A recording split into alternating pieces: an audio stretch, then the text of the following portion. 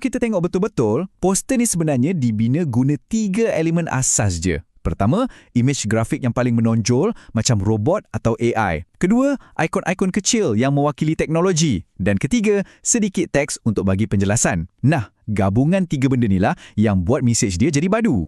Image robot tu memang sengaja diletak kat tengah-tengah kan? Dia memang jadi tumpuan utama.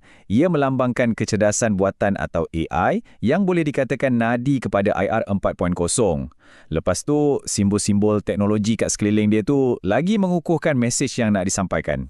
Okey, kita masuk bahagian seterusnya, alat si pencipta. Kita dah tahu apa yang ada dalam poster tu. Sekarang, mesti kita tertanya-tanya, macam mana pula poster ni dibuat? Apa perisian yang digunakan untuk hasilkan seni yang nampak macam kompleks ni? Jawapannya mungkin buat anda terkejut sikit. Ianya Canva. Canva.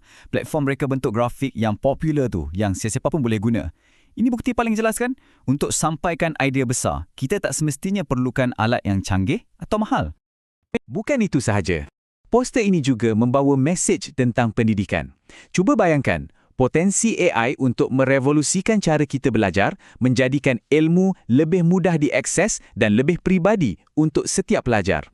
Dan yang terakhir, ia bukan pasal kerja dan belajar saja tau. Teknologi juga dilihat sebagai satu alat yang boleh membuka pintu kepada kreativiti tanpa had.